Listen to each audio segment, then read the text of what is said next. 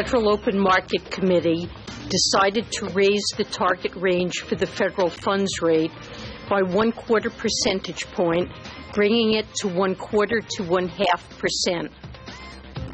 10 साल बाद अमेरिका में 1/4% बढ़ी ब्याज दरें। फेड चेयरमैन ने कहा, जरूरत के मुताबिक आगे भी बढ़ेंगी दरें। फेड के फैसले के बाद भारतीय बाजारों की तेजी के पूरे आसार, आईटी और फार्मा शेयरों में दिख सकती है जबरदस्त तेजी। अमेरिका में ब्याज दरें बढ़ने के बाद डॉलर में मजबूती, कच्चा तेल 3% से ज्यादा लुढ़का, 2 दिनों की बढ़त गंवाई। नारायण हृदयालय ने संस्थागत निवेशकों से 185 करोड़ रुपए जुटाए। 250 रुपए के अपर प्राइस बैंड पर आए एंकर इन्वेस्टर्स। आज से 21 तारीख तक खुलेगा आईपीओ। दिल्ली एनसीआर में अगले साल से छोटी डीजल कारों पर लगेगा वन टाइम पोल्यूशन टैक्स। 5 जनवरी को कोर्ट तय करेगा टैक्स की दर। और 1 अप्रैल 2016 से लागू नहीं हो पाएगा जीएसटी। सरकार ने जून तक डेडलाइन बढ़ाई, कहा नहीं झुकेंगे कांग्रेस के आगे।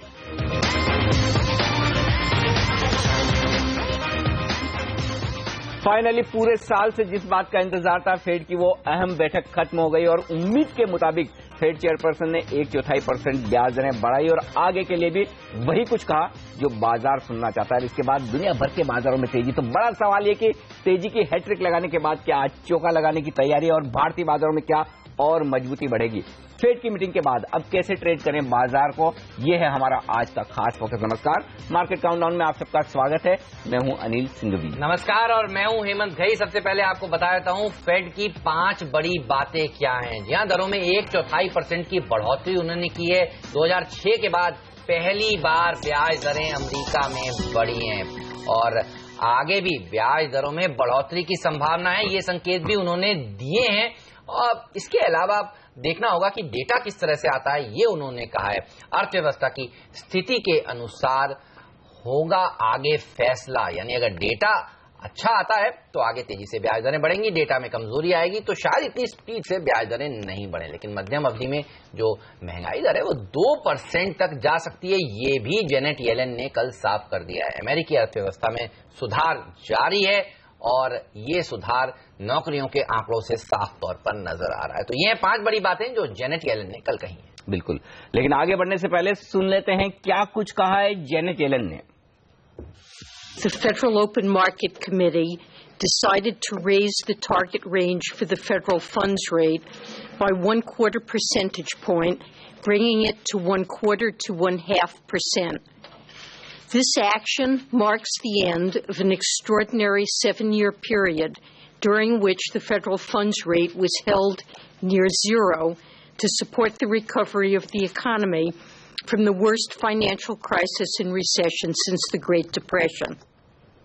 चलिए, तो एक रिलीफ रैली की एक्सपेक्टेशंस की जा सकती हैं भारतीय बाजारों में भी और दुनिया भर के बाजारों में इस तरह का मौका इस समय दिख रहा है। लेकिन भारतीय बाजारों में आपको कौन से स्टॉक्स में कमाई करनी चाहिए, कौन से सेक्टर्स आज अच्छा प्रदर्शन दिखाएंगे, सब पर बात करेंगे। एचडीएफसी सिक्योरिटीज के वीके शर्मा, रजतबोस.com के रजत बोस, इसके अलावा अल्टामेंट के कैपिटल के सुब्रमण्यम भी हमारे साथ जुड़ेंगे। लेकिन सबसे पहले अनिल, आपसे जानना चाहते हैं, बताइए क्या लग रहा है कितनी तेजी हो सकती है? गैप अप खुलेंगे तो सस्टेन करेंगे या फिर नीचे आ जाएंगे, क्योंकि 3 दिनों से रैली तो देखी जा चुकी है। आज के लिए सबसे अहम लेवल जो मेरी नजर में वो है हेमंत 7,800 का। मैं ये नहीं देख रहा हूं कि गैप से खुलने के बाद हम तेजी में है या नहीं। मैं ये देख रहा हूं कि 7,800 के ऊपर अगर हम टिके रहते हैं तो तेजी में है और 7,800 के नीचे हैं फिर भले 50 पॉइंट ऊपर भी हो तब भी मैं उसे तेजी नहीं मानूंगा। तो मेरे लिए सबसे अहम लेवल 7,800 का है।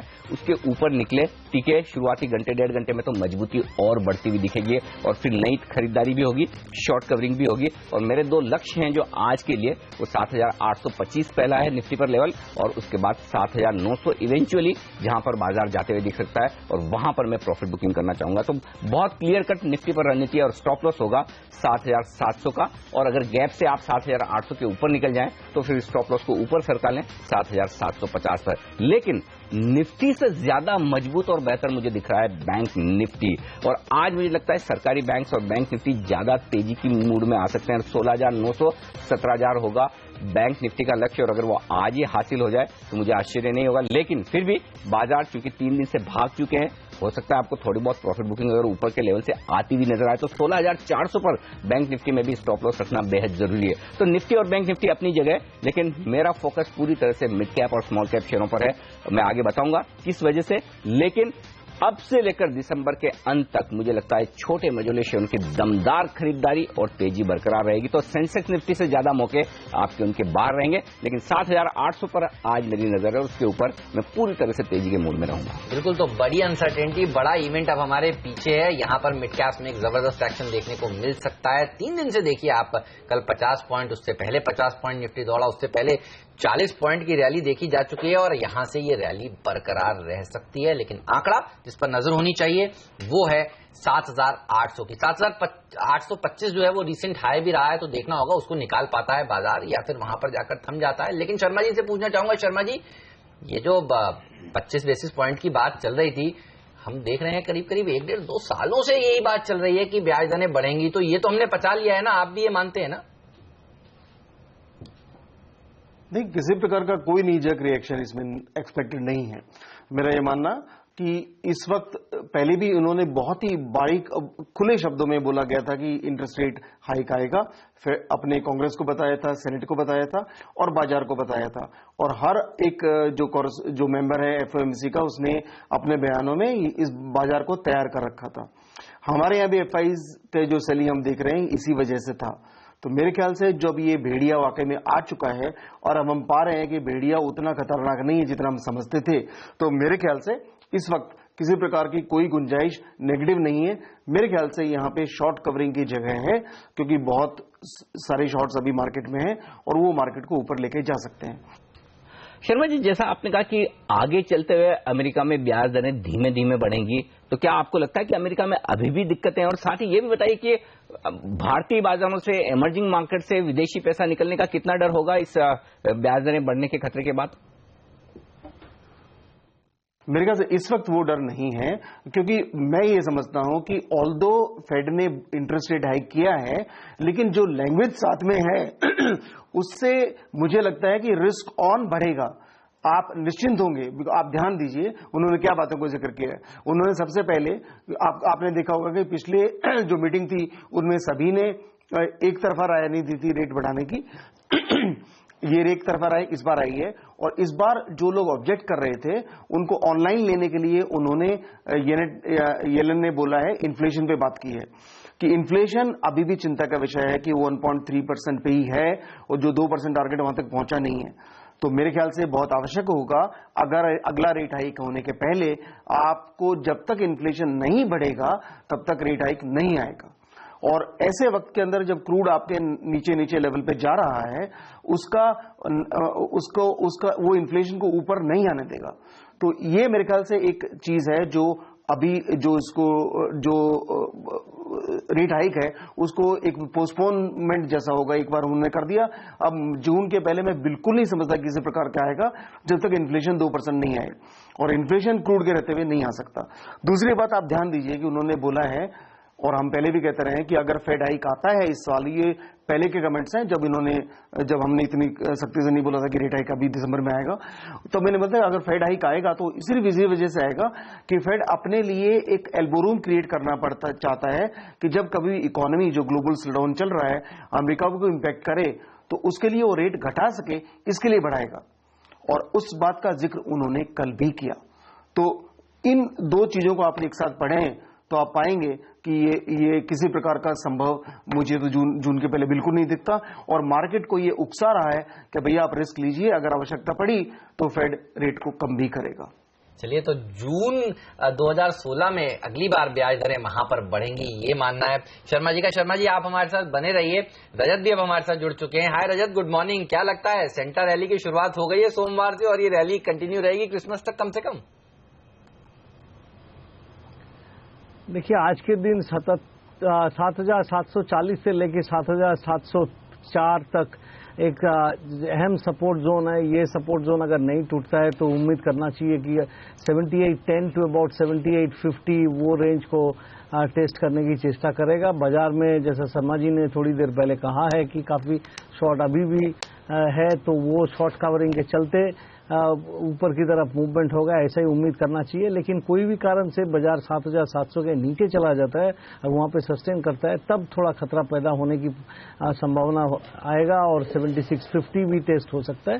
बट इतना मान के चलिए कि अभी कोई भी डिप आए 7750 से नीचे की तरफ आने का चेष्टा करे, उस लेवल पे 7730 40 उस लेवल पे बाइंग आएगा और उसमें आपका दर्शकों को भी थोड़ा सा खरीदारी करना चाहिए 7700 के नीचे स्टॉप लगा के 78.10 तक टारगेट रख के। ओके, चलिए तो यहाँ पर अगर नीचे आए, डिप्स में आए तो जरूर खरीदारी करें। 7700 के स्टॉप लॉस के साथ यहाँ पर उतरा जा सकता है। लेकिन अनिल देखिए, आप एफआईआई ने कल के बाजारों में भी कैश मार्केट में 503 करोड़ रुपए की बिकवाली करी है। बाजार को संभालने का काम तो देखिए बेड़ा इस पूरे साल डीआईआई ने उठाया है। 4 डिजिट में बाइंग करी है 1024 करोड़ रुपए की, बड़ा अच्छा लगा, कल रिलीफ देखने को मिला। बड़े दिनों बाद 4 डिजिट की खरीदारी देखने को मिली, तो ये रिलीफ वाला फैक्टर है। एक्चुअली वायदा कारोबार में भी एक रिलीफ वाला आंकड़ा है हेमंत, और वो है 537 करोड़ की स्टॉक फ्यूचर्स की खरीदारी का। तो कैश मार्केट में भले ही एफआईआई ने बेचे हो 500 करोड़ के, लेकिन उससे ज्यादा स्टॉक फ्यूचर्स खरीदे हैं, तो नेट स्टॉक्स में उनकी भी खरीदारी है। दूसरा, निफ्टी और बैंक निफ्टी में ओपन इंटरेस्ट कम हुआ है एफआईआई का, और खरीदारी का आंकड़ा है 92 करोड़ का। तो काफी कुछ शॉर्ट कवरिंग एफआईआई की तरफ से वहां पर भी होती हुई दिखी है।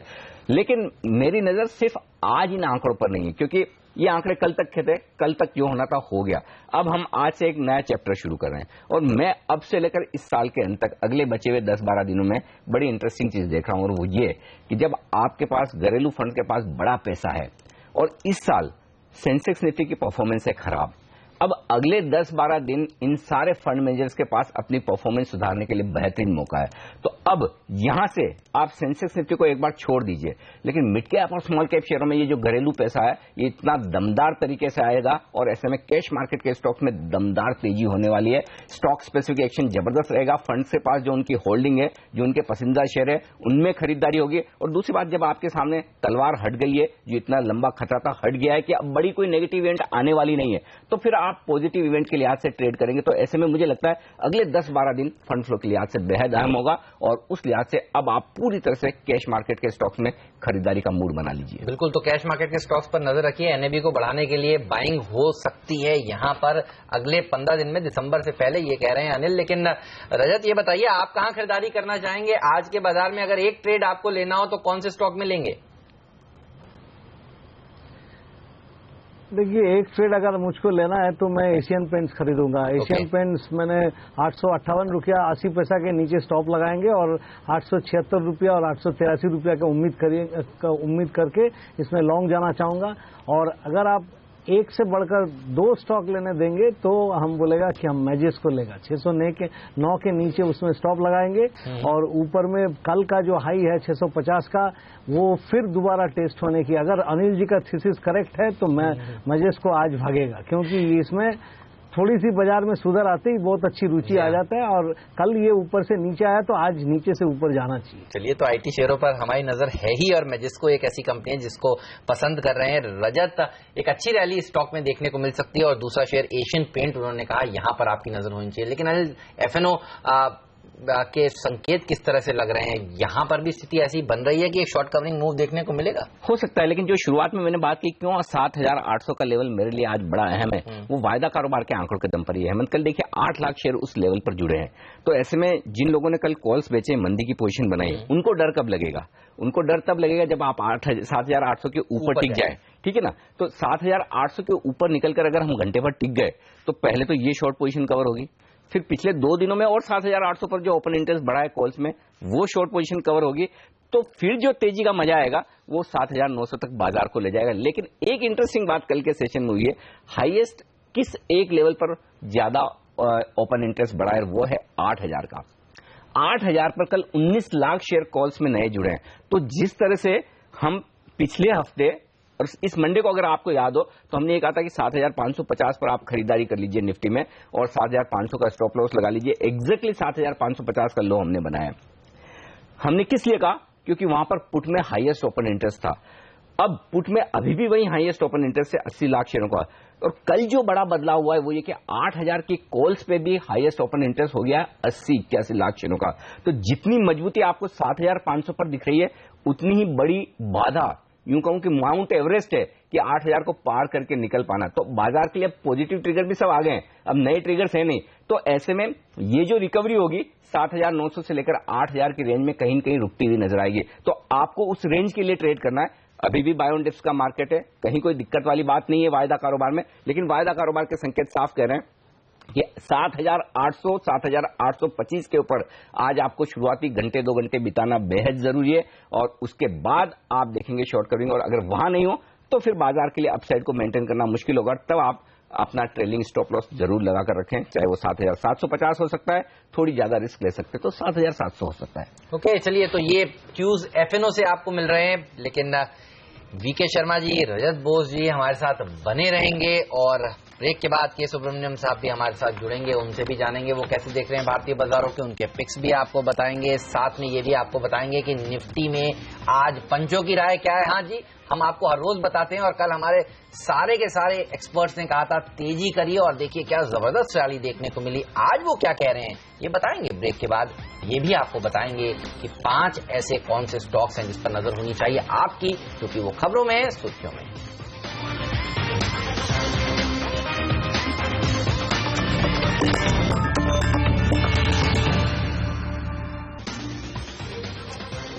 स्वागत है आप सभी का सीएनबीसी आवाज पर। आप देख रहे हैं मार्केट काउंटडाउन। वक्त हो गया ये जानने का कि 5 एक्सपर्ट्स निफ्टी पर आज के लिए क्या ट्रेडिंग रणनीति दे रहे हैं। आइए जानते हैं पहले एक्सपर्ट की क्या राय है। सिमीभौमिक.com की सिमी भौमिक कह रही है उछाल में बिकवाली करिए, आपको टारगेट 7700 के देखने को मिल सकते हैं। 7680 तक के लेवल्स के लिए आप आज के सत्र में अप्रोच करिए। 7820 का स्टॉप लॉस भी जरूर रखना चाहिए। और ऐसी ही राय रखते हैं मानस जायसवाल भी, और वो कह रहे हैं निफ्टी पर करने का मौका है आपके लिए बिकवाली का। ऊपरी स्तरों पर 7820 ये होना चाहिए स्टॉप लॉस, और 7650 तक फिर से एक बार निफ्टी फिसल सकता है नीचे। लेकिन वैशाली पारेख कह रही हैं कि खरीदारी करिए, 7800 तक के लेवल्स देखने को मिल सकते हैं और उसके ऊपर 7820 भी जा सकता है। स्टॉप लॉस रखिए 7680 का। ओके, और हेमंत कपाड़िया ये कह रहे हैं कि खरीदारी करनी चाहिए निफ्टी पर 7750 के आसपास, यानी कि कल के लेवल के आसपास। स्टॉप लॉस फिर होगा आपका 7730, 20 अंकों का, और छोटे मुनाफे के लिए 7790 पर वो करना चाहते हैं प्रॉफिट बुक। निशांत जैन भी कह रहे हैं कि खरीदारी करने शायद सही होगा। 7850 तक के लेवल्स वो आपको सुझा रहे हैं। 7710 का एक स्टॉप लॉस भी जरूर रखना चाहिए। तो 5 में से 3 एक्सपर्ट्स तेजी की राय दे रहे हैं और 2 एक्सपर्ट्स कह रहे हैं बिकवाली करिए। ये बड़ा इंटरेस्टिंग है हेमन, क्योंकि पिछले 2 सेशन से लगातार सारे एक्सपर्ट्स की राय खरीदारी की तरफ आ रही थी, लेकिन आज इवेंट निकल जाने के बाद हो सकता है ऊपरी स्तरों पर थोड़ी मुनाफा वसूली आपको आती हुई दिखे। उस लिहाज से लेवल्स क्या है हमें मैं बता दूं आपको। नीचे की तरफ जो सपोर्ट निकल कर आ रहा है निफ्टी पर वो है 7680 से लेकर 7700 का। ये 20 पॉइंट की रेंज है जो बड़े सपोर्ट के तौर पर काम करेगी। ऊपर कितना जाएंगे 7820, ये पहला टारगेट बनता है निफ्टी का, और उसके बाद 7850, ये है 30 पॉइंट की रेंज जहां तक बाजार ऊपर जाते हुए नजर आ सकता है। ओके, चलिए, तो इन लेवल्स के ऊपर आपकी नजर आज जरूर होनी चाहिए, लेकिन वो कौन से 5 स्टॉक्स हैं जहां पर खबरें हैं जो आज एक्शन में दिखेंगे, आइए अब आपको वो बताते हैं।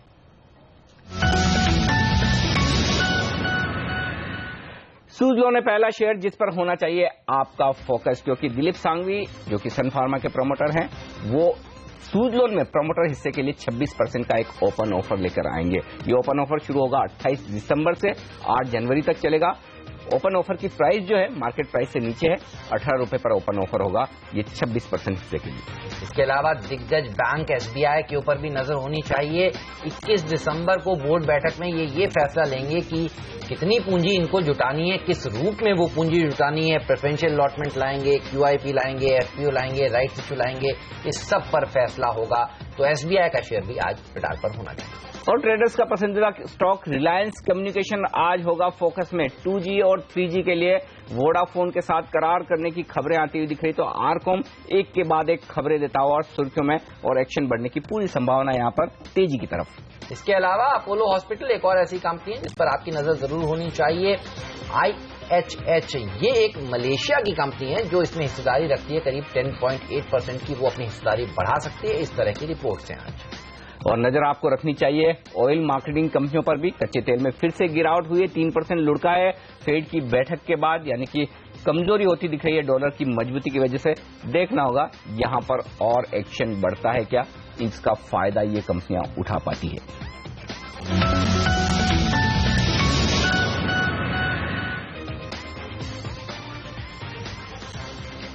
हमारे एक्सपर्ट्स हमारे साथ जुड़ रहे हैं के सुब्रमण्यम साहब, और लेते हैं बाजार पर फंडामेंटल राय उनसे। सुब्रमण्यम साहब, 3 दिनों से शानदार तेजी और फेड ने वो सब कुछ कहा जो दुनिया भर के बाजार सुनना समझना चाहते थे। क्या 8,000 की तरफ बढ़ेगा निफ्टी? मेरा ये सवाल है आपसे। जी, हमारा मानना है कि शायद जहां पे हमने 25 बिप्स का एक उम्मीद लेके बैठे थे और लगभग मतलब वही उसी उम्मीद का अभी ऑलमोस्ट अभी मीट हो गया है, तो मेरा मानना है कि शायद यहां पर मार्केट में जो भी यहां पर बढ़त आई है, शायद यहां पर मुनाफा वसूली आ सकती है। आज की दिन थोड़ा क्रिटिकल रह सकता है और ऑफकोर्स एशियन बाजार में हमने थोड़ी बहुत वॉलेटिलिटी देखी है, लेकिन ओवरऑल पॉजिटिव है। लेकिन आज यूरोपियन बाजार खुलते तक अगर मार्केट में अगर 7,800 के ऊपर अगर 7,800 के ऊपर अगर हम टिक पाते हैं, बाई चांस उधर उसके आसपास जाते, तो आई थिंक वो एक पॉजिटिव रहेगा। लेकिन हमारा जो स्ट्रैटेजी है वो कुछ कंजर्वेटिव है। हमारा मानना है कि शायद मार्केट एक रेंज में रह सकते हैं, तो शायद एक 7,600 का पुट और 7,900 का कॉल बेच के चले। अभी भी प्रीमियम अच्छी खासी मिल रही है, दोनों मिलकर ऑलमोस्ट 90 रुपए का प्रीमियम मिल रही है, तो वहां बेच के चले तो वो एक आई थिंक बेटर स्ट्रैटेजी रहेगा। शायद मार्केट में अभी एक प्रॉफिटिंग आ सकती है, तो शायद कोई बुलिश या bearish view immediate short term में लेना शायद थोड़ी बहुत रिस्की हो सकती है। ओके, तो फिलहाल थोड़ा सा वेट एंड वॉच वाला मूड लग रहा है। के सुब्रमण्यम साहब का इंतजार करें, वो ये कह रहे हैं। 3 लोग बुलिश थे, 2 बेरिश थे, तो देखिए अब बराबर हो गए। एक और एक्सपर्ट हैं जो बेरिश हो गए हैं, तो बराबर का मामला है आज। बिल्कुल, चलिए लेंगे एक छोटा सा ब्रेक, और ब्रेक के बाद फोकस होगा हमारा फेड की मीटिंग पर ही। क्या कह रहे हैं ब्रोकरेजेस, क्या है रिपोर्ट्स, इन सब पर करेंगे बातचीत इस ब्रेक के बाद।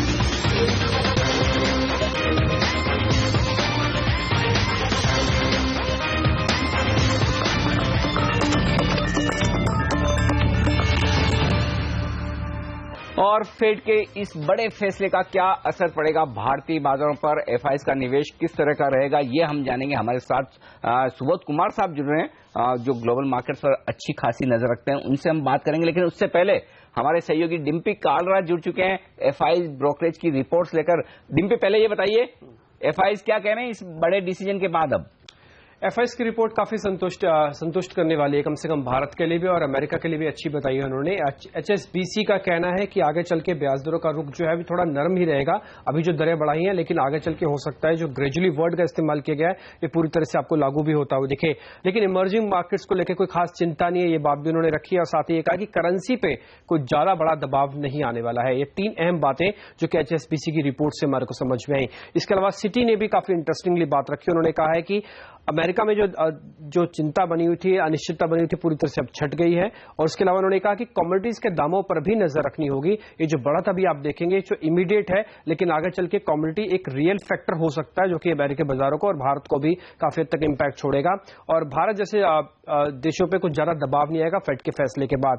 बार्कलेज और गोल्डमैन सैक्स का भी यही कहना है कि जो रेट है वो उम्मीद के मुताबिक ही बढ़ा है, इसमें कुछ ज्यादा चेंज आया नहीं। और दूसरा, आगे भी चलेगी जो ब्याज दरें अगर बढ़ती हैं तो धीरे धीरे होंगी, कोई एक बड़ा एकदम से अंक आपको बढ़ता हुआ नहीं दिखेगा। बिल्कुल, चलिए तो भारत के लिए कोई खराब खबर नहीं है इस समय, ये कह रही है सारी की सारी ब्रोकरेज रिपोर्ट। शुक्रिया आपका इस जानकारी के लिए। और इसी पर बात करते हैं, हमारे साथ सुबोध कुमार एंड एसोसिएट्स के सुबोध कुमार जी जुड़ चुके हैं। स्वागत है सर आपका सीएनबीसी आवाज पर। फेड की बैठक का आउटकम जो था एक्सपेक्टेड लाइंस पर ही आया है, ये बताइए आप इंडिया इंपैक्ट क्या देख रहे हैं इससे होता हुआ? 2 चीजें हैं। नंबर 1, इन माय ओपिनियन जो यूएस डॉलर है वो ऊपर जाएगा ऑन द यूएस, लेकिन जो चाइना है for example, Chinese currency depreciate हो रही है। सो इन माय ओपिनियन ये है कि भाई जैसे आरबीआई गवर्नर ने कहा है, actually the Indian rupee against its export competitors is relatively strong. तो इंडिया के लिए एडवांटेज ये है कि रुपी को नीचे आने दे as the dollar goes up. और दूसरी बात ये है कि export markets, global economies are still little bit weak. So in my opinion जो कंपनीज जैसे क्रिएटिव कंपनीज है, information technology, strong balance sheet companies है, those will be better off here. So ये लिक्विडिटी बाउंस है आज का। उसके बाद फंडामेंटल्स के ऊपर फोकस आएगा। राइट। सुबह सर, एक और बात जो मैं जानना चाहता हूं, जिसका डर लोगों को काफी समय से कि जब अमेरिका में ब्याज दरें बढ़ेंगी, वहां के बॉन्ड यील्ड्स बेहतर होंगे, वहां की इकोनॉमी पर भरोसा अगर बढ़ेगा तो फिर इंडिया जैसे इमर्जिंग मार्केट्स में बहुत ज्यादा पैसा नहीं आएगा, या हो सकता है एफआईज यहां से पैसा निकाले भी। और पिछले कुछ समय से हम देख भी रहे थे कि एफआईज की बिकवाली हो रही है। तो क्या ये डर सही है, और क्या एफआईज की बिकवाली और बढ़ेगी इस फैसले के बाद? देखिए, दो चीजें होती है ग्लोबल मार्केट्स में। नंबर वन, स्टॉक मार्केट्स में जब इकोनॉमिक कॉन्फिडेंस आता है, फर्स्ट मनी जाता है यूएस मार्केट, उसके बाद यूरोप एंड जापान, और उसके बाद इमर्जिंग मार्केट्स। सो ये सिनेरियो जो है, इन my opinion second half of 2016 में हो सकता है as 2017 becomes better in the global markets. So अभी within the equity markets more focus रहेगा US पे, so volatility होगी। Now interest rates और ब्याज, जैसे आप कह रहे हैं कि US का इंटरेस्ट रेट ऊपर को जा रहा है, बट एक्चुअल रियलिटी ये है कि जो लो क्वालिटी कंपनीज है US पे, उनका बॉन्ड यील्ड ऑलरेडी 17% है। सो उस हिसाब से प्रेशर काफी है स्मॉलर कंपनीज पे। एंड मेरा ओपिनियन ये है कि अभी फ्लोज जो है to emerging markets, hot money flows आएंगी, but it will be volatile. अभी वो स्टेडी फ्लोज नहीं आएंगी, वो बाद में आएंगी। तो आप कह रहे हैं कि ऐसी कंपनियां जिन्होंने यूएस में कर्ज ले रखा है, उनके लिए थोड़ी सी मुश्किल की बात हो सकती है। ये बताइए, यहां से चलकर आपको रुपए की टारगेट क्या लग रहा है अगले साल के लिए? क्योंकि जेनेट येलन ने जिस तरह से संकेत दिए हैं कि 3-4 बार ब्याज दरें वहां पर और बढ़ेंगी, रुपया कहां तक कमजोर हो सकता है? कितनी गिरावट देखने को मिल सकती है रुपए में? देखिए, फर्स्ट ऑफ ऑल ये जो फेड फंड्स है इस 2016 में, इन my opinion by the end of the year 125 तक पहुंच जाएगा। अभी 25 to 50 है, एंड इवेंचुअली 3% तक। सो रुपी डॉलर की रिलेशनशिप, मैं फंडामेंटल एनालिस्ट हूँ, not currency analyst, but rupee dollar की relationship is about 67 right now. तो 5% डिप्रिसिएशन तो इजीली हो सकती है। सो पर्सनली मैं सोच रहा हूँ कि 70 प्लस हो सकता है rupee, and actually that would be helpful for Indian export companies के लिए। जी, सुबोध कुमार सर, बहुत बहुत शुक्रिया आपका हमारे लिए वक्त निकालकर फेड के इस आउटकम को पूरे विस्तार से समझाने के लिए। तो साफ तौर पर देखना होगा आगे चलते हुए फेड की किस तरह के एक्शन रहते हैं, लेकिन फिलहाल ये दुनिया भर के बाजारों के लिए राहत की बात की एक बड़ी अनिश्चितता कम हो चुकी है। रजत बॉस और के सुब्रमण्यम हमारे दोनों एक्सपर्ट हमारे साथ हैं। निफ्टी की हमने बात की, बाजार के डायरेक्शन की बात की, लेकिन रजत, बैंक निफ्टी, क्या कल से ये संकेत मिल रहा है आपको चार्ट पर कि बैंक निफ्टी ज्यादा मजबूत हो सकता है? मुझे ऐसा लग रहा है 16,900 17,000 की तरफ जाने की तैयारी है। आपके क्या टारगेट है? देखिए, जहां तक बैंक निफ्टी का सवाल है, मैं ये कहूंगा कि 16,500 के ऊपर में सस्टेन करना तो बहुत जरूरी है।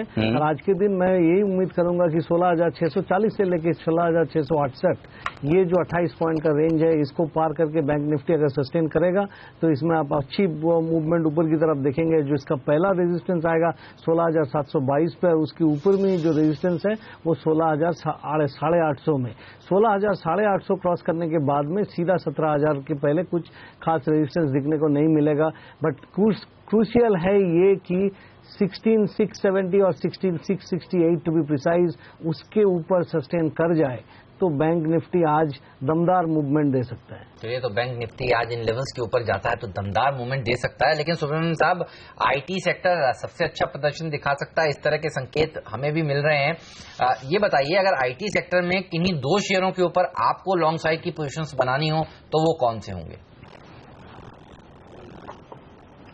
जी, ब्रॉडली अगर हम लार्ज कैप की बात करें तो आई थिंक जहां तक टीसीएस का सवाल है, आई थिंक यहां पर कहीं ना कहीं वैल्यूएशंस काफी अभी अट्रैक्टिव हो चुके हैं और हाल ही में अच्छी खासी न्यूज भी सुने हमने लुफ्तांसा, इसके साथ डील भी इनका मिला। तो आई थिंक जहां पर हम यूएस रिकवरी की बात कर रहे हैं, obviously large cap IT companies के लिए फायदेमंद होगा। और mid cap IT, I think यहां पर एक ऑलरेडी हम अच्छी खासी बाइंग देख रहे हैं और यहां पर खास करके 2 शेयर अगर मुझे चुनने का तो शायद एक केपीएटी टेक्नोलॉजीज और दूसरा एक टाटा एलेक्सी। टाटा एलेक्सी में ऑफकोर्स एनिमेशन स्पेस में इनका जो अच्छा खासा एक ग्रोथ फेस देख रहे हैं, तो आने वाले टाइम पे ये और भी स्ट्रांग होने की पूरी संभावना है।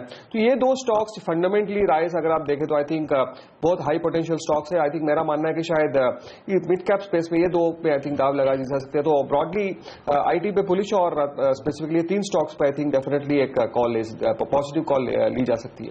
ओके, तो मिड कैप स्पेस में आपको केपीआईटी और टाटा एलेक्सी पसंद है, टीसीएस जैसे दिग्गजों में भी खरीदारी करने की राय आईटी शेयरों में इस वक्त साफ तौर पर दिख रही है। लेकिन एक और स्टॉक का जिस पर राय लेना चाहता हूं जो आज एक्शन में दिख रहा है, सुज़लॉन। यहां पर खबरें आ रही कि 26% हिस्सेदारी खरीदने के लिए दिलीप सांघवी और दूसरे प्रमोटर्स यहां पर ओपन ऑफर ला रहे हैं। 28 दिसंबर से ये ओपन ऑफर शुरू होगा। सुब्रमण्यम साहब, ऑफर की प्राइस तो नीचे है, 18 रुपए पर ओपन ऑफर लाया जा रहा है, लेकिन क्या ट्रेडर्स और इन्वेस्टर्स को खरीदारी करनी चाहिए सुज़लॉन में? आपकी क्या राय है? नहीं, देखिए ऑलरेडी हमने इस दिग्गज प्रोमोटर के एंट्री के चलते हमने ऑलरेडी यहाँ पर लास्ट आई थिंक ऑलमोस्ट 1 साल से काफी बाइंग देख रहे हैं। तो आई थिंक ऑब्वियसली यहाँ पर जहाँ पर ओपन ऑफर ही 18 के आसपास है, तो ऑब्वियसली करंट लेवल पे ऐसा कोई खास मूवमेंट देखने को शायद न मिले, शायद वो थोड़ी बहुत यहाँ पर नेगेटिविटी भी मिल सकती है। तो लेकिन एक फैक्टर जो हमें मान के चलना पड़ेगा कि जहाँ पर इतनी सारी मुश्किलें से गुजर रही थी कंपनी, वहां पर ये प्रोमोटर यहाँ पर इंटरेस्ट ले रहे हैं, वो बड़ी एक अहम बात है। और आई थिंक एक लॉन्ग टर्म पोटेंशियल डेफिनेटली बन सकता है और आई थिंक हो सकता है मार्केट यहाँ पर सुज़लॉन की स्टॉक थोड़ी बहुत स्लगिश हो जाए, तो शायद यहाँ पर स्लगिशनेस पे धीरे धीरे खरीदारी करने की सलाह रहेगी। तो क्योंकि रिन्यूएबल एनर्जी स्पेस में भी जहां पर इतनी बूस्ट हम देख रहे हैं गवर्नमेंट की तरफ से, तो ऑब्वियसली लॉन्ग टर्म एक निवेश बन सकता है। तो करंट लेवल पे शायद नियर टर्म स्लगिशनेस, लेकिन लॉन्ग टर्म डेफिनेटली एक अच्छा खासा वैल्यू पिक बन सकता है। ओके, चलिए, तो एक बेहतरीन वैल्यू पिक है ये। सुब्रमण्यम साहब की ये राय है।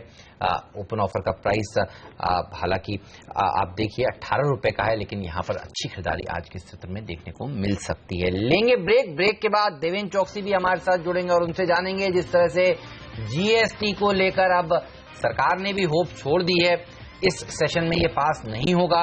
डेडलाइन जो है उसको लॉन्च करने की वो भी बढ़ा दी गई है, 1 अप्रैल 2016 के बदले 1 जून कर दी है। क्या लॉजिस्टिक स्टॉक्स में आज दबाव दिखेगा और कौन से लॉजिस्टिक स्टॉक्स में सबसे ज्यादा प्रेशर देखने को मिल सकता है, इस सब पर बात करेंगे देवेंद्र भाई से ब्रेक के बाद।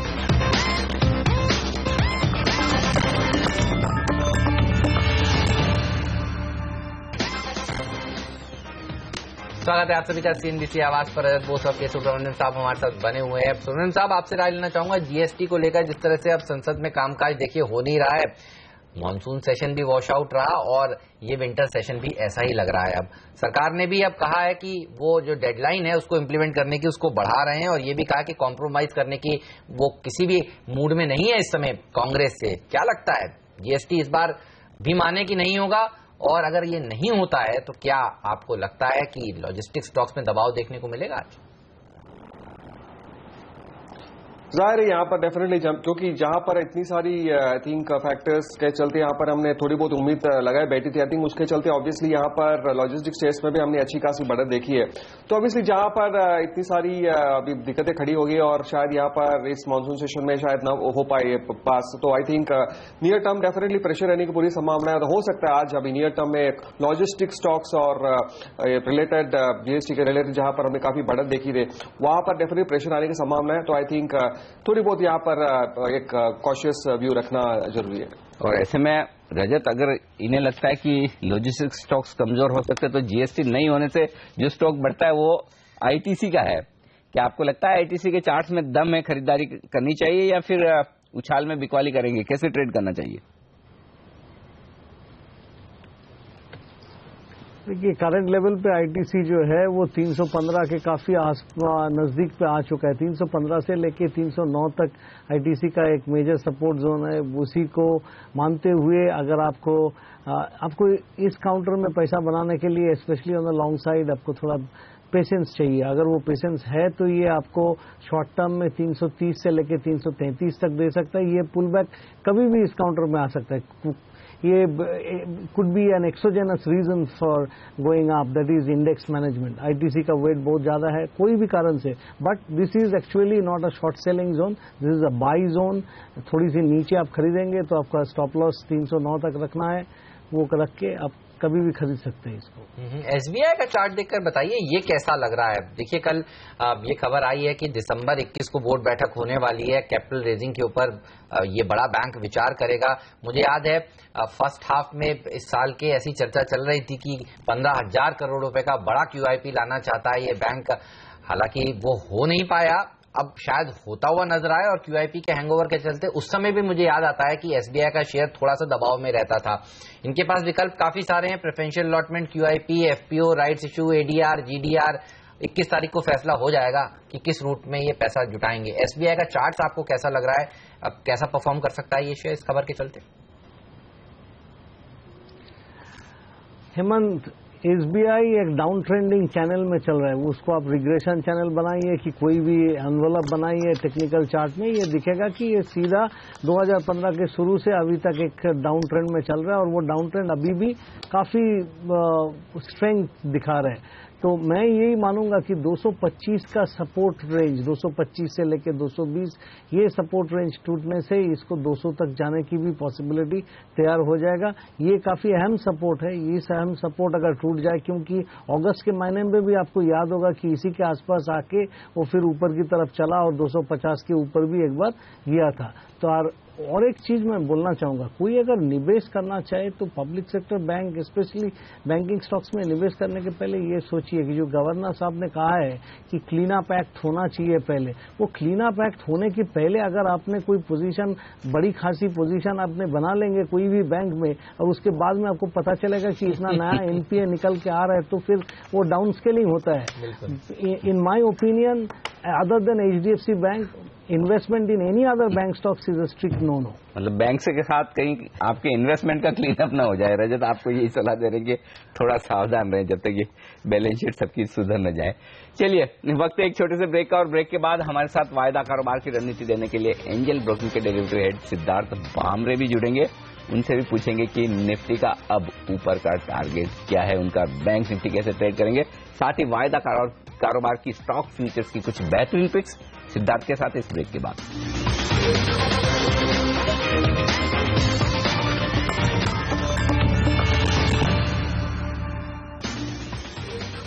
हमारे एक्सपर्ट हमारे साथ है रजत बॉस और के सुब्रमण्यम साहब, और अब वायदा कारोबार की रणनीति देने के लिए एंजल ब्रोकिंग के डेरिवेटिव हेड सिद्धार्थ भामरे कार्यक्रम में शामिल हो चुके हैं। गुड मॉर्निंग सिद्धार्थ, स्वागत है आपका। 3 दिनों से तेजी है, आज चौका लगने की संभावना है तेजी की पूरी, क्या कहेंगे आप? और निफ्टी को क्या आप 8,000 तक ले जाने वाले हैं? Good morning Anil ji. कल मैं फेड चेयरमैन की स्पीच सुन रहा था और जिससे क्लियरली पता चला कि उनकी स्टेटमेंट काफी डोविश थी और लगता नहीं कि नेक्स्ट 3 से 6 महीने के लिए और कोई रेट हाइक यूएस में होने वाला है।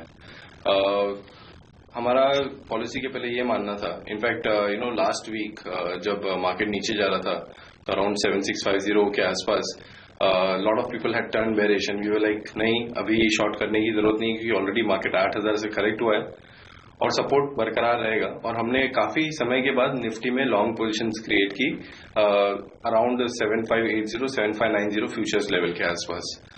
वो पोजीशंस अभी भी खड़ी है और आज के सेशन में हम उसमें थोड़ी बहुत प्रॉफिट बुक करेंगे, लेकिन शॉर्ट की सलाह नहीं देंगे। रीजंस ये है कि ये जो इवेंट था, हालांकि बहुत ही रिलेक्टेंटली बढ़ाया है रेट, लेकिन फिर भी ये इवेंट अब हमारे पीछे है और FIs को एक कुछ क्लैरिटी आई है। जो सेलिंग आप देख रहे थे कि काफी टाइम से चली आ रही थी, पिछले 1-1.5 हफ्ते से FIs की कुछ खासा सेलिंग कैश मार्केट में नहीं हुई है और FNO में उनकी कोई शॉर्ट पोजीशंस नहीं बनी है। हमने देखा है कि DIs की बाइंग और बढ़ रही है, तो हो सकता है कि विदाउट FIs सेलिंग DIs ही मार्केट को और थोड़ा ऊपर लेके जा सकते हैं। I would have been more bullish अगर रेट हाइक नहीं होता था, क्योंकि देन अगेन एफआईएस का फ्लो स्ट्रांगली इमर्जिंग मार्केट में आता था। लेकिन अब मुझे लग रहा है कि ये मार्केट में again upside is limited to 7850 7900। तो जिन्होंने लॉन्ग पोजीशंस बनाई है वो स्टॉप लॉस ऊपर की तरफ बढ़ाए। I think now stop loss भी समवेयर अराउंड 7700 के आसपास, 7680 के आसपास स्टॉप लॉस होना चाहिए लॉन्ग पोजीशन का। लेकिन बिटवीन 7750 टू 7850 ये जोन में लॉन्ग पोजीशंस में प्रॉफिट बुक करें। कुछ क्लैरिटी आई है, इसकी वजह से मुझे लगता है कि नेक्स्ट 1.5 वीक में you will see lot of mid cap stock doing well. So index में ट्रेड करें या तो मिड कैप्स में ट्रेड करें। लार्ज कैप मुझे लगता है ये बहुत ज्यादा अपसाइड या डाउनसाइड नहीं बताई है दिस पॉइंट ऑफ टाइम। चलिए, तो कुछ देर पहले अनिल भी कह रहे थे कि मिड कैप्स में एक अच्छी रैली देखने को मिलेगी। सिद्धार्थ भी कह रहे हैं मिड कैप्स में आपको खरीदारी करनी चाहिए। पूछेंगे कौन से वो मिड कैप्स हैं जहां पर सबसे ज्यादा एक्शन आज देखने को मिलेगा। लेकिन सिद्धार्थ ये बताइए कि बैंक निफ्टी को किस तरह से ट्रेड किया जाए आज? बैंक निफ्टी में काफी सारी शॉर्ट पोजीशंस है। जब हम निफ्टी पे लॉन्ग गए नीचे की तरफ, तब हमने बैंक निफ्टी पे लॉन्ग पोजीशंस नहीं बनाए। रीजन बीइंग कि लास्ट 2 हफ्तों में, ये हफ्ते में नहीं इतना, लेकिन लास्ट वीक में काफी सारी पोजीशंस बनी है। 9%, 8%, 7% बिल्टअप, और ये इंडेक्स जब 16,700 के आसपास से करेक्ट हो रहा था। ये जो पोजीशंस बनी है ये रिटेल या एसएनआई की पोजीशंस नहीं है, ये इंस्टीट्यूशंस की पोजीशंस है। और मुझे जिस तरह से इंडेक्स अंडर परफॉर्म कर रहा है ये शॉर्ट पोजीशंस है। अगर आप दिग्गज स्टॉक्स इसमें से देखें तो आईसीआईसीआई बैंक और एक्सिस बैंक के लास्ट 2 डेज का मूव अगर हम छोड़ दें तो काफी वीकनेस है। एचडीएफसी बैंक में भी स्ट्रेंथ नहीं है, और एचडीएफसी बैंक अगर फ्लैट भी रहता है और axis bank and ICICI bank का नेगेटिव, एसबीआई अगर थोड़ी उछाल के बाद अगर वापस करेक्ट होता है तो बैंक निफ्टी में ज्यादा अपसाइड नहीं है। मुझे लगता है अगर मार्केट में अगर थोड़ा बाउंस बैक आता भी है तो बैंक निफ्टी को 17,000, 17,200 का काफी स्ट्रांग रेजिस्टेंस है। ये सेल ऑन राइज इंडेक्स रहेगा हमारे लिए। तो निफ्टी में revenge range bound with positive bias, bank Nifty under perform करेगा। तो मुझे नहीं लगता है कि अगर कोई बाउंस बैक एक्सपेक्ट कर रहा है तो वो ये सोचे कि बैंक निफ्टी में बहुत ज्यादा शॉर्ट पोजीशन है तो वो शॉर्ट कवरिंग आ सकती है। मेरा कॉल है कि वो शॉर्ट कवरिंग नहीं आएगी, तो don't go long in bank Nifty. Okay, bank Nifty में फिलहाल ये होनी चाहिए आपकी रणनीति। लेकिन एक और स्टॉक जिस पर आपसे राय लेना चाहता हूं सिद्धार्थ, वो है मारुति। आज बड़ा दिन, क्योंकि गुजरात के इनके प्लांट को लेकर जो वोटिंग का मामला था कल खत्म हो गया। आज नतीजा आएगा शाम को 4:30 बजे। मारुति का मैनेजमेंट इस पर प्रेस कॉन्फ्रेंस भी करेगा। बाजार में माना यही जा रहा है कि शायद इस बार ये प्रस्ताव पास हो जाएगा। कैसे ट्रेड किया जाए मारुति को, खरीदा जाए? मारुति एक स्ट्रांग स्टॉक रहा है, लेकिन अगर मैं लास्ट 2 महीने से देखूं कि स्टॉक में जो पहले जैसी स्ट्रेंथ थी अंजी वो दिख नहीं रही है, और हर बार 4600, 4650 के आसपास आके लास्ट 2-3 महीनों में ये स्टॉक करेक्ट हुआ है। जो प्लांट की आप बात कर रहे हैं उसका अप्रूवल होना, उससे प्रोडक्शन होना, उसकी सेल्स होना, I think it is quite a long haul process. तो वो बेसिस पे मैं ये स्टॉक को बाय करने की सलाह नहीं दूंगा। एट द सेम टाइम जो इश्यूज चल रहे हैं डीजल कार्स वगैरह को लेके, हालांकि मारुति के ऊपर इम्पैक्ट नहीं होगा, 2 लीटर इंजन के ऊपर वाली को इम्पैक्ट होगा, लेकिन मुझे लगता है कि जो स्ट्रेंथ मारुति दिखा रहा है उसमें एक हॉल्ट आया, एक पॉज आया। मेरी टेक्निकल टीम ने इसके ऊपर एक very short term short call generate किया है, बट एक जो मीडियम टर्म पोजिशन ट्रेडर है, अगर मारुति में स्ट्रेंथ देखना चाहते हो तो it would be only above when it moves on closing basis above 4700 levels. उसके पहले मैं कोई भी ट्रेडर को लॉन्ग जाने की सलाह नहीं दूंगा। कोई एग्रेसिव ट्रेडर्स रहेगा और वो देखेंगे कि 4650 के पास, 4680 के पास अगर ये स्टॉक वापस रेसिस्टेंस ले रहा है तो कुछ शॉर्ट पोजीशंस इनिशिएट की जा सकती है। So my suggestion is don't go long इन मारुति। चलिए, मारुति में तेजी ना करिए। कल भी हमने देखा था सुस्ती के साथ ये शेयर ट्रेड कर रहा था जब भारतीय बाजारों में एक जबरदस्त रैली देखने को मिली थी। लेंगे इस नोट पर एक छोटा सा ब्रेक के बाद रुपए की ओपनिंग पर सबकी नजर होगी, क्योंकि पहला संकेत तो दरअसल यहीं से मिलने वाला है। कैसा खुलता है रुपया, क्या रुपए में मजबूती देखी जाएगी आज अनसर्टेनिटी खत्म होने के बाद। इसके अलावा ये भी आपको बताएंगे कि आज का जैकपॉट स्टॉक कौन सा है। 9:05 पर आशीष वर्मा हमारे साथ फिर जुड़ेंगे और देंगे एक बेहतरीन आइडिया जो लॉन्ग टर्म में आपके लिए अच्छा पैसा बना सकता है। पहला सौदा ब्रेक के बाद हाजिर होते हैं।